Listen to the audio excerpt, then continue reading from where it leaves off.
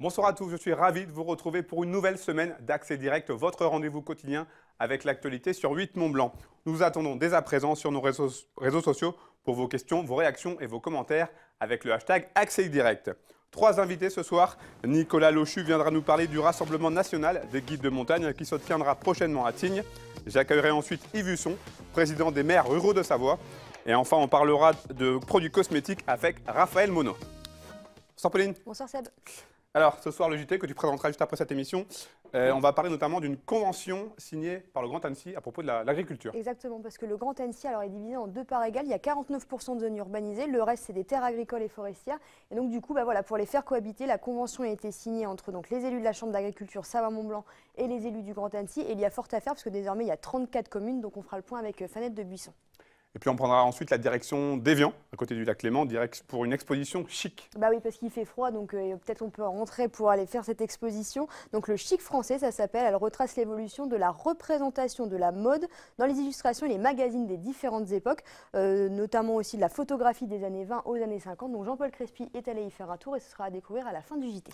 C'est noté. On passe à la revue de presse, on prend la route de Challes-les-Eaux pour commencer avec une entreprise 100% féminine. Exactement, et ça fait du bien. Alors depuis 91, ça s'appelle Eurometa, elle fabrique et vend des briquettes de silicium utilisées dans les fonderies. On la voit ici, la patronne c'est Marie-Hélène Reverdy. Donc tu le disais, la particularité de l'entreprise c'est qu'elle est 100% féminine, 8 femmes sont employées. Alors elle nous dit oui, les choses changent, mais tellement lentement. Alors elle a donc décidé de rectifier la parité dont on nous parle tant. L'entreprise fonctionne très bien comme ça, il n'y a pas de bisbille entre les filles, contrairement à ce qu'on pourrait penser par rapport aux préjugés. Et donc l'entreprise fonctionne très bien puisqu'elle a réalisé un chiffre d'affaires de 13 millions d'euros l'an dernier. Donc voilà, 100% féminin, bon chiffre d'affaires, c'est parfait. Les dérèglements climatiques qui ont aussi des effets sur les glaciers suisses. Avec l'Académie des sciences qui nous donne de Suisse, qui a publié il y a quelques semaines son rapport annuel, les glaciers suisses ont perdu 1,5 milliard de mètres cubes de glace durant la saison 2016-2017. Alors c'est une quantité d'eau qui permettrait à chaque ménage du pays de remplir une piscine de 25 mètres cubes, c'est énorme. Donc le constat est dressé par l'Académie, il est assez impressionnant. Fonte record correspondant à une perte de 3% du volume au niveau des glaciers, en cause la forte sécheresse et l'absence de précipitations enregistrées sur la période. Au total, 1,5 milliard de mètres cubes. C'est les trois plus mauvaises chiffres avec 2003 et 2011, et particulièrement touché les glaciers de l'Oberland-Bernois et du Valais avec une diminution de 2 à 3 mètres de leur épaisseur moyenne. Donc voilà, c'est assez alarmant, on va dire. Malheureusement, ça ne va pas s'arranger. C'est ça, c'est pareil de notre côté. Alors toi, Seb, tu t'es intéressé à un foulard anti-pollution. Oui, parce que c'est vrai qu'on parle beaucoup de la pollution, ici sur 8 Mont-Blanc, notamment la pollution dans la vallée de l'Arve. Il faut savoir qu'une start-up lyonnaise baptisée Wear a développé un foulard anti-pollution, comme vous voyez sur cette image, un foulard qui filtre l'air. Alors c'est un accessoire qui s'adresse principalement aux piétons et aux cyclistes. La société lyonnaise a même lancé une application qui permet à ses utilisateurs de connaître le niveau de pollution selon l'endroit où ils se trouvent. Le principe est simple, la créatrice Caroline von Rettergem a intégré un masque filtrant dans un foulard. Et il faut savoir que ce filtre est un filtre à 3 couches pour permettre une filtration optimale des particules. C'est plus joli que le masque blanc là, voilà. que beaucoup de touristes C'est chinois. pas donné, mais ça va peut-être arriver en Haute-Savoie. Et puis une bonne nouvelle pour une entreprise. Oui, NTN, SNR ont bien connu ici en Haute-Savoie, puisqu'avec la récente commande d'Airbus de 430 moyens courriers A320 Neo, une commande record, 42 milliards d'euros, c'est une très bonne nouvelle pour la société, pour l'entreprise, pour la filiale haut-savoyarde, puisque NTN, SNR est le sous-traitant de l'avionneur depuis maintenant 15 ans. Il faut rappeler qu'en 2015, l'unité de production d'Argonnet a été agrandie pour un budget de 27 millions d'euros. Et grâce à cette commande record, les répercussions vont être plus que positives pour l'entreprise qui continue de se développer, qui continue surtout ses phases de recrutement et qui se classe aujourd'hui 3e fabricant mondial de roulement. Et ça fait du bien. Voilà, c'est une très bonne nouvelle. On aura sûrement des répercussions sur la population. Merci Pauline. Merci, on se retrouve tout à l'heure pour le JT. Allez, on passe à l'invité du jour. Prenez place, Nicolas Lochu, bonsoir. Bonsoir. Alors vous êtes le trésorier du syndicat national des guides de montagne. Vous êtes présent pour nous parler du prochain rassemblement annuel qui aura lieu du côté de Tignes en décembre prochain. Avant d'évoquer cette actualité, j'aimerais avoir votre sentiment en tant que guide sur tout ce qui s'est passé cet été. On sait ça a été compliqué, un été meurtrier. Vous, en tant que guide, on a beaucoup parlé du rôle des guides pendant toute cette période. Qu'est-ce que ça vous évoque? Alors, ce que je retiendrai particulièrement de l'été, ce n'est pas spécifiquement les accidents, mais les accidents sont les conséquences des changements climatiques et du réchauffement climatique. sont aussi les conséquences d'une pratique de la montagne qui banalise les risques. Voilà ce qu'il faut retenir. La montagne a toujours été dangereuse, et si on sait l'apprivoiser, et si on sait la pratiquer dans les règles de l'art, je dirais, comme les guides le font, eh bien on se protège d'un certain nombre de risques. On sait que le danger fait partie du jeu, entre guillemets, mais est-ce qu'il faut changer quelque chose pour avoir un accident? Ou est-ce qu'on est trop dépendant du climat, des changements climatiques, comme vous l'avez dit? Aujourd'hui, je pense qu'on est très dépendant des changements climatiques et qu'on ne s'en rend pas assez compte. On ne fait pas assez d'efforts pour transformer nos pratiques et s'adapter et adapter nos pratiques pour réduire notre impact, en tout cas, sur les changements climatiques. Et puis ensuite, le risque est inhérent à la montagne, c'est vrai, mais il y a une façon de le gérer, ce risque. Est-ce que vous avez le sentiment, avec cette liste d'accidents qui a eu lieu notamment cet été, d'avoir encore plus de responsabilités auprès de ceux que vous accompagnez? On a une responsabilité pédagogique dans le message que l'on transmet, et je pense que nos clients sont très sensibles à ce que l'on véhicule en termes de valeur, qui est très éloignée, en l'occurrence, d'une pratique speed, trail, course à pied de la montagne. Je pense que la montagne ne s'accorde pas avec le trail. Dernière chose par rapport à ce dossier, il a beaucoup évolué, le métier de guide de montagne, depuis des années. Oh bah, le syndicat national existe depuis 70 ans maintenant. On a fêté 70 ans l'année dernière. Voilà, c'est ça. Donc il a forcément énormément évolué, oui. Alors venons-en à ce rassemblement. Une première chose, quel est le rôle du syndicat national des guides de montagne? Alors ces missions sont multiples, hein, mais on va dire que de façon générale, c'est de favoriser une défense du métier, au sens institutionnel du terme, et puis d'accompagner le guide dans sa carrière professionnelle, que ce soit pour la prévoyance, pour la protection juridique, pour ses assurances, ses indemnisations journalières, mais y compris sa formation, puisqu'on assure la formation continue des guides. D'accord. Alors cette année, donc, vous avez rendez-vous à Tignes pour ce rassemblement. Quelle est la vocation d'un tel rassemblement qui a toujours lieu en fin d'année généralement? Alors c'est un rassemblement traditionnel, hein, c'est une assemblée générale du syndicat national qui se fait. Et puis au-delà de l'assemblée générale, eh bien, c'est à la fois l'occasion pour nous de se retrouver et de faire la fête. C'est un moment convivial, mais c'est aussi un moment de création. Quel est le métier de guide que l'on souhaite conserver? Comment on fait pour le protéger dans les années à venir? Alors justement, plusieurs choses vont être organisées, notamment des tables rondes. J'ai noté un petit peu sur le site internet 2 ateliers pour les gardiens de refuge. C'est important de les mettre en valeur aussi. Oui, mais je pense que le guide isolé et seul n'a plus son temps. Aujourd'hui, on fait partie d'un réseau et notre partenaire premier en montagne, c'est le gardien de refuge. C'est celui qui nous permet d'accéder avec nos clients en montagne. Donc bien sûr, on est encordé ensemble avec les gardiens. Avec un thème abordé qui m'a interpellé, la gestion de la problématique avalanche. Ça veut dire quoi? Ça veut dire qu'aujourd'hui, les guides de refuge ne sont pas forcément prêts? Alors les gardiens de refuge ne sont pas guides de Gardiens. refuge. Voilà. Et ils ont une formation qui est, je dirais, inégale en fonction de leur parcours personnel. Donc ils se sensibilisent à cette problématique et de plus en plus, c'est des gens qui sont compétents, réellement compétents. Alors, autre point fort de ces 3 jours, le projet Horizon Guide, avec là une présentation de 6 axes du projet. Là, on est vraiment sur le rôle du guide de montagne. Alors ce projet, il est né il y a 1 an et demi. On en a présenté déjà, on a posé le décor à l'Assemblée générale l'année dernière, donc en décembre 2016. Et puis cette année, eh bien, on présente une feuille de route pour les 3 prochaines années de la mandature de la direction du syndicat national, en 6 axes qui sont 6 priorités pour notre profession. Un axe de communication, hein, comment travailler sur l'image de la montagne et du guide, et comment susciter des vocations de guide et des vocations de clients à venir en montagne. Comment adapter nos pratiques marketing aux nouvelles attentes des clients et aux nouveaux clients, mais aussi comment adapter nos formations, comment se restructurer et se réorganiser pour répondre à toutes ces contraintes-là. Et puis ensuite, le dernier axe qui est comment s'emparer des problématiques environnementales et de changement climatique, de réchauffement climatique. La mise en place de ce projet, c'était quelque chose qui était devenu indispensable pour évoluer avec son temps? Oui, fondamental. Oui, même si on a toujours su, les guides, s'adapter énormément. Aujourd'hui, on est une profession de plus en plus nombreuse, de plus en plus connectée, de plus en plus ouverte sur l'international. Et ça comporte à la fois des opportunités, des potentiels, mais qu'il faut identifier, et puis aussi des menaces. Donc ça nécessitait, je pense, un vrai travail de fond et de réflexion. Oui.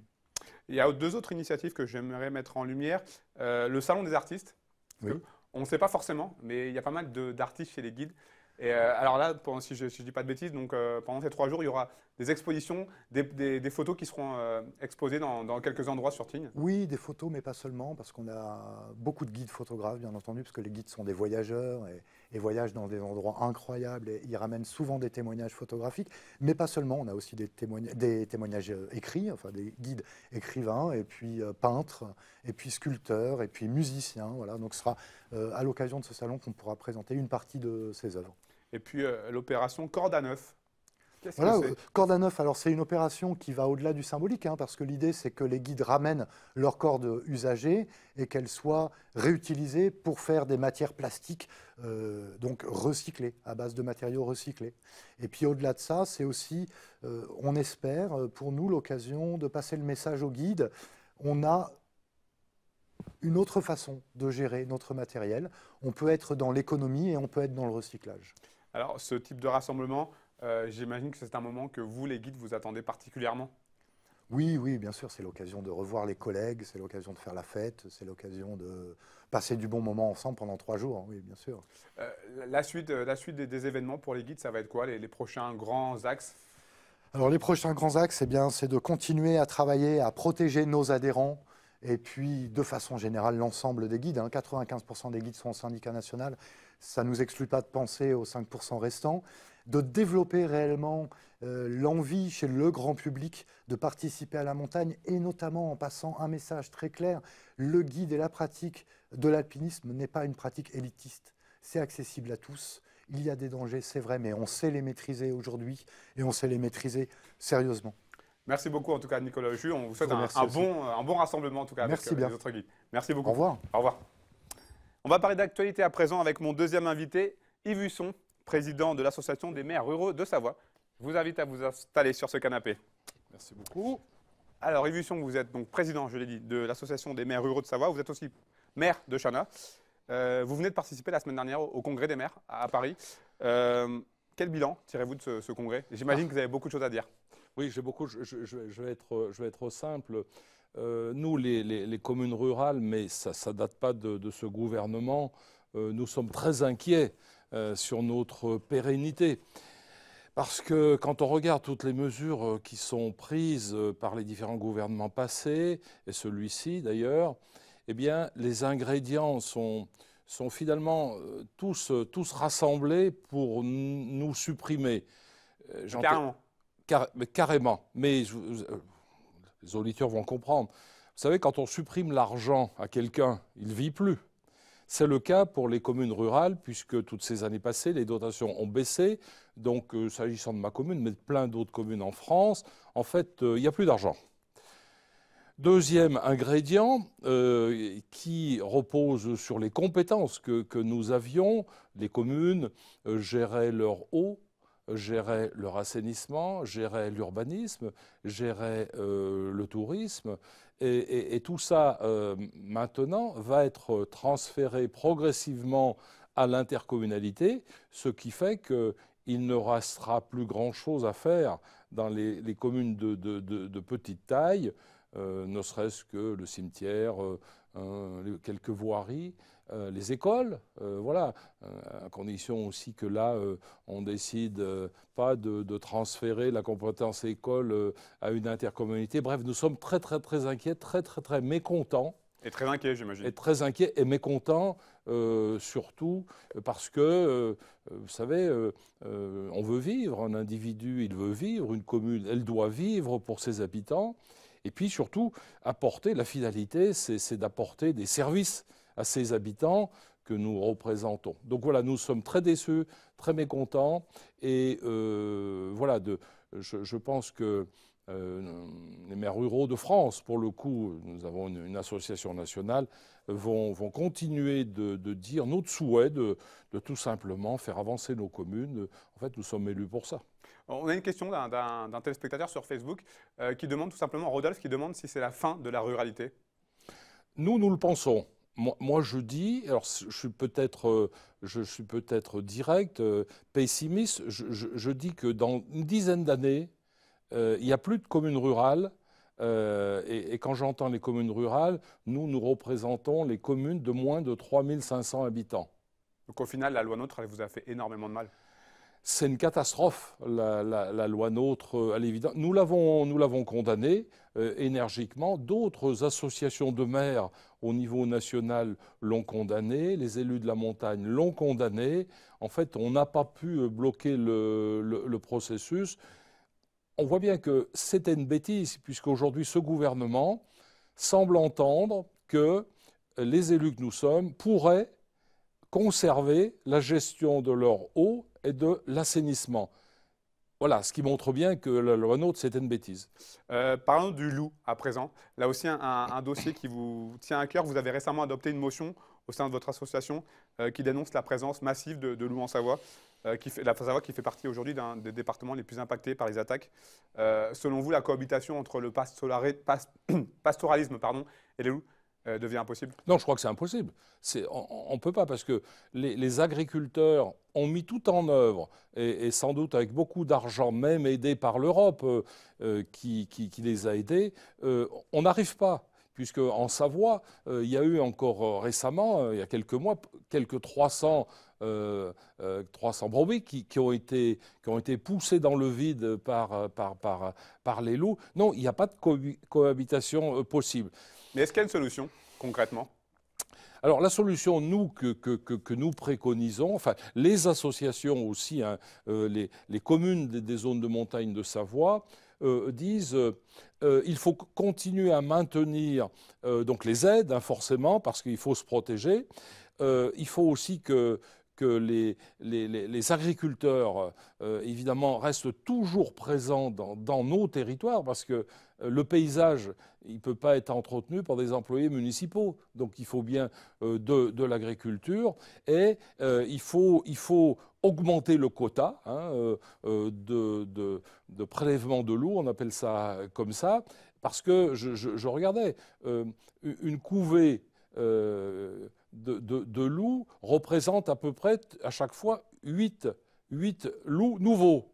On considère qu'il y en a près de 3000 en France, hein, de loups. Donc ce n'est pas toutes des femelles ni des mâles, hein, d'ailleurs. Mais bon, en tout cas, voilà, le processus ne va pas s'arrêter si on ne prend pas des décisions radicales, malheureusement. Alors bon, après bien sûr, le loup peut considérer qu'il peut être utile à un moment, mais il ne faut pas qu'il bouscule l'économie. Hein, l'économie agricole, vous savez, les agriculteurs, ils ne roulent pas toujours sur l'or, hein, c'est quand même difficile en secteur de montagne. Et les élus que nous sommes se plaignent aussi en matière de sécurité, dans la mesure où les loups maintenant s'approchent des maisons. Oui. Et autour des maisons, il y a des enfants, il y a des adultes, voilà. Et puis les patous, oui, qui sont là aussi pour protéger les troupeaux. C'est pas parfait non plus, dans la mesure où maintenant, par exemple, dans le parc de la Vanoise, on est obligé de payer des gens pour aller sensibiliser les touristes aux patous. Parce que le patou, voilà, parfois, il peut être agressif, difficile. Autre sujet brûlant actuellement dans l'actualité dans votre région, le projet de carrière d'Anglefort dans l'Ain. On va tout de suite regarder un petit extrait d'un sujet de Kimberly Trevio et on en reparle juste après. Le maire d'Anglefort n'a pas souhaité s'exprimer face caméra sur ce sujet. Il nous a toutefois confié que des mesures environnementales vont être mises en place, notamment la construction d'un mur anti-bruit pour protéger la faune, et un programme de revitalisation du site est prévu. Des dispositifs qui n'apaisent pourtant pas les inquiétudes. Ça me pose un gros problème en tant que maire de Serrières, parce que la commune de Serrières est la seule commune qui a la vue sur la carrière de tous les points de la commune. Donc quand la carrière va être en pleine exploitation, ça va faire un trou phénoménal dans le Gros Colombier. Or, on a quand même un visuel avec la plaine du Rhône et le Grand Colombier qui est quand même quelque chose de remarquable, sur lequel on a basé nos actions de développement sur le tourisme. Donc cette carrière, oui, va nous poser de sérieuses difficultés. Quel est votre point de vue, votre position sur ce projet ? Alors la carrière d'Anglefort n'est pas située en Savoie, située dans l'Ain, donc a priori nous n'avons pas de compétences ni de commentaires à faire sur cette initiative. et dire que d'ailleurs, il faut des carrières. Dans l'absolu, il faut des carrières, il faudra faire des routes, faire des maisons, c'est pas le problème. Sauf que nous, on aurait espéré que ces évacuations se fassent par train, et Dieu sait si aujourd'hui, tout le monde pense que les camions sur les routes, c'est un peu périmé. Donc voilà, ils ne sont pas allés dans ce sens-là. Alors nous, l'Association des maires ruraux s'est positionnée en soutien aux élus de Savoie qui pourraient être concernés, notamment pour le canton de l'ex-canton de Ruffieux, où des routes vont être fréquentées par de nombreux camions, les poussières, etc., etc. Et alors même que ce secteur de Savoie, j'ai vu Madame le maire de Serrières que vous avez interviewé, aujourd'hui, la stratégie est le développement touristique. Donc voilà, la Via Roda qui traverse notre territoire, il y a des sentiers de grande randonnée, etc. etc. Donc poussière, bruit, ça colle pas bien avec le tourisme. D'accord, merci beaucoup en tout cas Yves Buisson. On vous souhaite bon courage pour la suite pour les communes rurales. Merci beaucoup. Merci beaucoup. On passe à notre rubrique On en parle pour aller jusqu'à la fin de cette émission. J'ai le plaisir de recevoir Raphaël Monod. Bonsoir. Alors les amateurs de ski vous connaissent bien, puisque je rappelle, vous avez été médaillé d'argent de ski de boss en 1988 aux Jeux Olympiques de Calgary, où le ski de boss était en démonstration. Vous avez également décroché le titre de championne du monde en 89, mais vous êtes là pour nous parler de cosmétiques, puisque vous avez lancé une gamme de produits cosmétiques bio, Snow Éternel, c'est bien ça? Vous avez tout dit. J'ai lu que quand vous étiez athlète, vous aviez l'habitude de vous soigner aux plantes. Ça vient donc de là? Oui, exactement. En fait, j'ai eu la chance de faire, par exemple, 3 Jeux olympiques. Donc, imaginez tous les contrôles antidoping qu'on a eus, et c'est très bien. Cependant, lorsque j'avais une angine ou quoi que ce soit, je ne pouvais pas me soigner de façon classique, c'est-à-dire un sirop antidistussif ou un spray nasal pouvait me qualifier de dopé. Vous savez, les petits triangles bleus, jaunes, rouges, toutes les couleurs, c'est dopant. Donc, je me suis soignée naturellement aux huiles essentielles. Je voyais que cela marchait très bien. Ensuite, j'ai eu beaucoup d'opérations du genou, comme tous les skieurs. Donc, je me suis traitée beaucoup avec l'aromathérapie, l'argile. Enfin, avec tous les voyages, j'ai découvert différentes cultures de soins. Donc, c'est quelque chose qui m'a toujours passionnée. Donc, je crois que du sport à aujourd'hui, c'est vraiment la réalité. C'était ma passion. Je faisais aussi mon élixir du suédois. Je ne sais pas si vous connaissez. Non. Bon, bref, c'est pas grave. Le fait d'avoir exposé votre peau aux différentes variations climatiques durant votre carrière, ça a dû jouer dans le choix de se lancer dans le cosmétique?